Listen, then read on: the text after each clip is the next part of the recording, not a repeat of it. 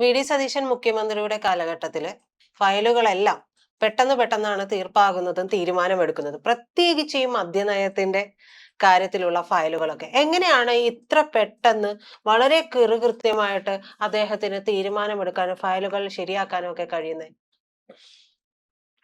ഫയലുകൾ അങ്ങനെ വെറുതെ തീരുമാനമാകുന്നതല്ല. ഉം. ഇപ്പൊ സെക്രട്ടേറിയറ്റിൽ നിന്ന് കേട്ടുകൊണ്ടിരിക്കുന്ന ഒരു കാര്യം എന്ന് പറഞ്ഞാൽ ഫയൽ ഇങ്ങനെ മോളിൽ കൂടി പറന്നു പോകും.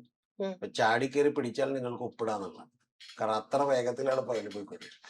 ഡ്രോണിലാണ് ഫയൽ പോകണം. അപ്പൊ നമ്മള് ചാടി ഇങ്ങനെ നോക്കിയിരിക്കണം. കണ്ട് ശരിക്കും പറഞ്ഞാൽ പ്രത്യേകിച്ചും ചില ഫയലുകൾ മറ്റേ ഇപ്പൊ വയനാട് പുനരധിവാസത്തിന്റെ ഫയലൊക്കെ ഉണ്ട്. അതൊക്കെ ആണെങ്കിൽ മൈൻഡ് ചെയ്യാതെ വിടാം. അതൊക്കെ അങ്ങനെ പൊക്കോളും, അല്ലെങ്കിൽ അവിടെ ഇരുന്നോളും. 5000-ത്തിലധികം ഫയലുകൾ അവിടെ ഇരിക്കുന്നുണ്ട് കേട്ടോ. നമ്മുടെ മാധ്യമങ്ങളെ സമ്മതിക്കണം. ഇപ്പൊ വയനാട് പുനരധിവാസം ആദ്യത്തെ പ്രയോറിറ്റി ആയിരിക്കും എന്ന് പറഞ്ഞത് അതിനെക്കുറിച്ച് ഇപ്പൊ ഒരു ചോദ്യമില്ല. രണ്ടാമത്തത് കോൺഗ്രസ് പണിത് കൊടുക്കാന്ന് പറഞ്ഞ വീടുകളുടെ കല്ലിന്റെ പുറത്തൊരു കല്ല് വെച്ചോ, വേണ്ട ഒരു മറ്റേ ചിരട്ടയിലെങ്കിലും കുറച്ച് മണൽ വാരി ഇട്ടോ എന്ന് ചോദിച്ചാൽ അതുമില്ല. പക്ഷെ ഇതൊന്നും ഇപ്പൊ ചർച്ചയല്ല. ഒന്ന് ആലോചിച്ച് നോക്കണം. ശബരിമല സ്വർണ്ണക്കൊള്ളയും ചർച്ചയല്ല. കാരണം ഇതൊക്കെ ഞാൻ പറഞ്ഞിരുന്നു ഈ തെരഞ്ഞെടുപ്പോടുകൂടി തീരുമെന്ന്. ഇപ്പൊ ചർച്ചയും അതുപോലെ ഫയലുകളുടെ ദ്രുതവേഗത്തിലുള്ള നീക്കവും ഏതാന്ന് വെച്ചിട്ടുണ്ടെങ്കിൽ ബെക്കാഡിയുടെ ഫയലാണ്. ഇവിടുന്ന് ബി എന്ന് കണ്ട നമ്മൾ ചാടിക്കയറി പിടിച്ച് അപ്പൊ തന്നെ ഫയലില്. ഏറ്റവും വലിയ തമാശ എന്ന് വെച്ചാൽ മെയ് 19-നാണല്ലോ അവർ അധികാരം ഏറ്റെടുക്കുന്നത്. 21-ന് തന്നെ ഈ ഫയലിന് അനക്കം വെച്ചു തുടങ്ങി. വളരെ വിചിത്രമാണ്. മെയ് 21-ന് തന്നെ അനക്കം വെച്ചു തുടങ്ങി. 21-ന് മുഖ്യമന്ത്രിയെ വിളിപ്പിച്ചു. മുഖ്യമന്ത്രി 2.5 മണിക്കൂർ കൊണ്ട് തീരുമാനമെടുത്ത് അപ്പൊ തന്നെ വിട്ടു. പിന്നെ തൊട്ടടുത്ത ദിവസങ്ങളിലൊക്കെ തന്നെ ഈ ഫയല് നമ്മുടെ ജ്യോതിർ ഘോഷ്, ജ്യോതിലാൽ അഡീഷണൽ ചീഫ് സെക്രട്ടറിയാണ്. അദ്ദേഹം വെളുപ്പിന് രാവിലെ, മുഖ്യമന്ത്രി ഇത് 10:30 ഒപ്പിടുന്നു, അദ്ദേഹം 8:45 അതിരാവിലെ ഒന്ന് ഒപ്പിടുന്നു. 10 മണിയാണ് ഓഫീസ് ടൈം. ഇത്ര ശുഷ്കാന്തിയുള്ള ആളുകൾ നമ്മൾ വേറെ കണ്ടിട്ടുണ്ട്. ഇത് ശരിക്കും പറഞ്ഞാൽ ചില ആളുകളുടെ അടുത്തിരുന്നേക്കണത് 1.5 മിനിറ്റ് ഒക്കെയാണ്, 2 മിനിറ്റ് ഒക്കെ. അപ്പൊ ഈ 2 മിനിറ്റ് കൊണ്ട് എങ്ങനെ ഫയൽ നോക്കും എന്നുള്ളത് നമുക്കറിയില്ല. ഒരു പേപ്പർ മറിക്കണമെങ്കിൽ പോലും എന്ത് ചെയ്യണ്ട, ഒരു സമയം വേണ്ടേ? പക്ഷെ അതുപോലും വേണ്ട, അത്ര വേഗത്തിലാണ് പോകുന്നത്. ഇനി ഏറ്റവും വലിയ തമാശ എനിക്ക് തോന്നിയെന്ന് വെച്ചാൽ ഇതിന് കഴിഞ്ഞ ദിവസം വി ഡി സതീശൻ പറഞ്ഞൊരു മറുപടിയാണ്. എന്താണ്? നമ്മൾ വന്നിട്ട് അധികം സമയം കിട്ടിയില്ല, പെട്ടെന്നാണ് ബഡ്ജറ്റ് വന്നത്. ഇപ്പൊ ബഡ്ജറ്റ് വന്നപ്പോഴേക്കും എന്ന് പറഞ്ഞാൽ നമ്മള് പിന്നെ അതിവേഗമല്ലാതെ പിന്നെ തീരുമാനം എടുക്കാൻ പറ്റുമോ? ടാക്സ് തീരുമാനിക്കുന്നതൊക്കെ അങ്ങനെ തന്നെയാണ്. പെട്ടെന്ന് അതിവേഗമാണ് നമ്മൾ ടാക്സ് തീരുമാനിക്കണം. അങ്ങനെ അതിവേഗം ടാക്സ് തീരുമാനിച്ചല്ല ഇത്. ഇത് മെയ് 19-ന് വന്നതിന് ശേഷം 21-ാം തീയതി തന്നെ ഈ ഫയല് നീങ്ങാൻ തുടങ്ങി. അതെങ്ങനെ നീങ്ങാൻ തുടങ്ങി? അതായത് 19-ാം തീയതി എന്ന് പറഞ്ഞാൽ പ്രതിത മനസ്സിലാക്കണം കേട്ടോ. അതായത് അന്ന് സത്യപ്രതിജ്ഞയാണ്. അത് കഴിഞ്ഞ് നിരവധി പേരുടെ അഭിനന്ദനമുണ്ട്, വൈകുന്നേരം സ്വീകരണമുണ്ട്. അങ്ങനെ പുള്ളിയാകെ ടയർഡായിരുന്നു. പിന്നെ ഒരൊറ്റ ദിവസം കൊടുത്തുള്ളവരെ മെയ് 20. ആ 20 എന്ന് പറയുന്നത് 24 മണിക്കൂറിനകം ഈ ഫയൽ എന്ത് ചെയ്ത്, ഫയൽ അവിടെ നിന്ന് ഇങ്ങനെ കിടന്ന് പൊളയാൻ തുടങ്ങി. അതിന്റെ പ്രധാനപ്പെട്ട കാരണം എന്ന് പറഞ്ഞിട്ടുണ്ടെങ്കിൽ ഈ രത്തൻ യു കേൽക്കറെയാണ് അദ്ദേഹം പ്രിൻസിപ്പൽ സെക്രട്ടറി ആയിട്ട് വെച്ചത്. അപ്പൊ ആ സെക്രട്ടറി ആയിട്ട് വെക്കുമ്പോഴെന്ന് പറഞ്ഞിട്ടുണ്ടെങ്കിൽ രത്തൻ യു കേൽക്കർ നേരത്തെ തന്നെ ഈ ഫയൽ കണ്ടതാണ്.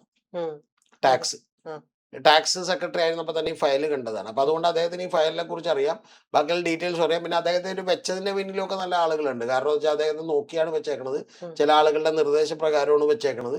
അപ്പൊ അതുകൊണ്ടാണ് ഈ ഫയലിന് വലിയ വേഗം പെട്ടെന്ന് തന്നെ വെച്ചിട്ടുള്ളത്.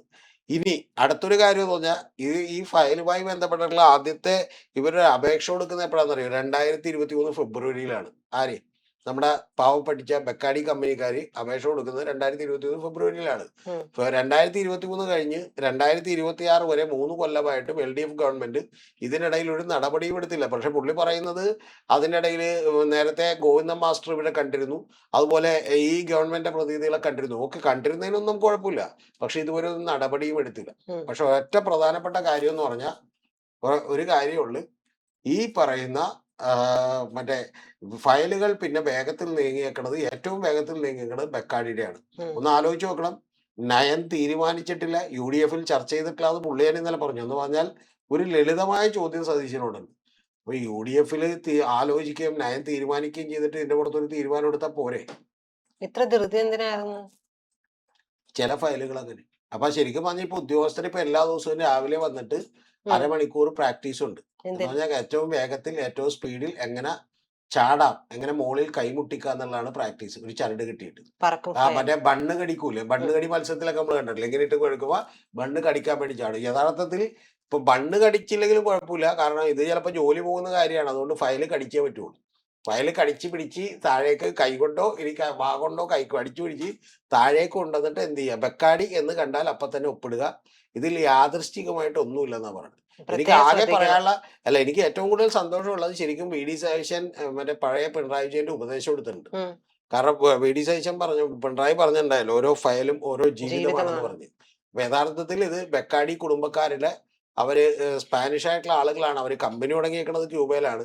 ചില ആളുകൾ എന്നോട് പറഞ്ഞിരുന്നത് നിങ്ങൾ ക്യൂബയിൽ തുടങ്ങിയെന്ന് പറഞ്ഞാൽ സ്പാനിഷ് ആണ്. അവർ സ്പെയിനിലുള്ള ആളുകളാണ്. അവർ ക്യൂബയിൽ വന്നിട്ടാണ് കമ്പനി തുടങ്ങിയത്. അതുകൊണ്ടാണ് ഞാനത് പറഞ്ഞത്. അത് അറിയാൻ പാടില്ലാത്തതുകൊണ്ടാണ്. അപ്പൊ അവർക്കൊരു 43,000 കോടി രൂപ ടേൺ ഓവറേ ഉള്ളൂ. നോർത്ത് അമേരിക്കയിൽ ചെറിയൊരു കുറവുണ്ടായിട്ടുണ്ട്. അപ്പൊ അവരെ സഹായിച്ചുകൊണ്ടിരിക്കുകയാണ്.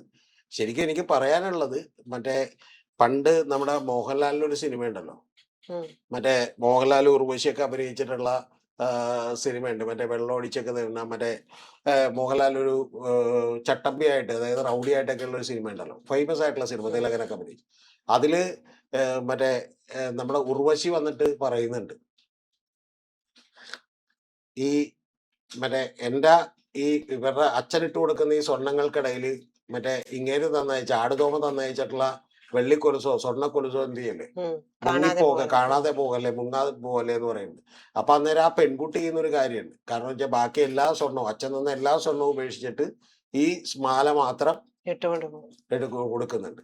അപ്പൊ അത്ര മാല, ബാക്കിയുള്ള എല്ലാം ഉപേക്ഷിച്ച് മാല ഇടണം എന്ന് ഞാൻ പ്രിയപ്പെട്ട സതീശനോട് പറയുന്നില്ല. പക്ഷേ ഈ കാലത്തിനിടക്ക് ആ വയനാട്ടിലെ പുനരധിവാസം അങ്ങോട്ട് മുങ്ങിപ്പോകല്ലേ എന്ന് മാത്രമേ എനിക്ക് പറയാനുള്ളൂ. കാരണം നിങ്ങൾ വീട് കൊടുക്കാമെന്ന് പറഞ്ഞ നിരവധി ആളുകൾ ഇപ്പോഴും മഴയത്തും വെയിലത്തും വാടകയ്ക്ക് താമസിച്ചുമൊക്കെ പാവങ്ങൾ വലിയ ബുദ്ധിമുട്ടിലാണ് എന്നുള്ളത് മറന്നു പോകരുത്. ശരിയാണ്, നമുക്ക് വളരെ സാർവലൗകികമായ ഒരു മനുഷ്യത്വത്തിൽ വിശ്വസിക്കുന്ന ഒരാളാണ് സതീശൻ.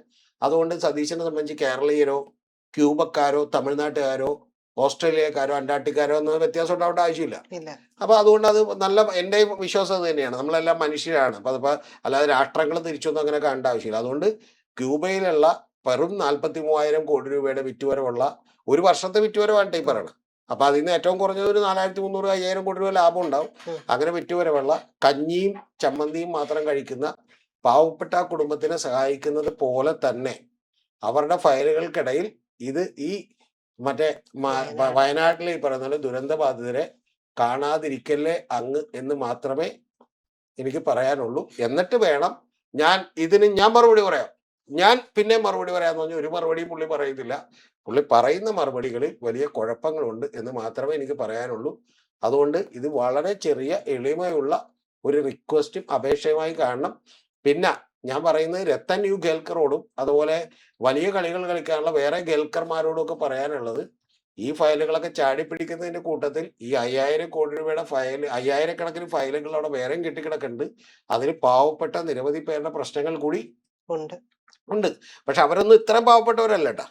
ഏത് ഈ ബെക്കാടിക്കാരൻ ഇത്രയും പാവപ്പെട്ടവരല്ല. അവർക്ക് കേവലം ഇന്ത്യയിൽ നിന്ന് 3,750 കോടി രൂപയും പിന്നെ ലോകം മുഴുവൻ നിന്ന് വെറും 45,000 43,000 കോടി രൂപ എന്ത് ചെയ്യുന്നുള്ളു പാവപ്പെട്ട ആളുകളാണ്. മനസ്സിലായി. അപ്പൊ അതുകൊണ്ട് അത് പക്ഷെ മറ്റവര് പണക്കാരാണ്. ആര്? വയനാട് പുനരധിവാസം. കാരണം അവര് 15 ലക്ഷം രൂപ ഗവൺമെന്റ് കൊടുത്തവരാണ്. മറ്റവരിപ്പോ നോർത്ത് അമേരിക്കയിൽ കച്ചവടം കുറഞ്ഞ ആകെ പ്രശ്നത്തിലായിരിക്കുന്നവരാണ്. അപ്പൊ സ്വാഭാവികമായിട്ടും 8,000-ലേക്ക് ജീവനക്കാർ വരുന്നുണ്ട്. അപ്പൊ അവരെ സഹായിക്കാൻ വേണ്ടി ഈ ബണ്ണുകടി മത്സരവും ഫയലുകടി മത്സരവും ഒക്കെ നടത്തുന്നതിന്റെ കൂട്ടത്തിൽ ചെറുതായിട്ടൊന്നും എന്ത് ചെയ്യും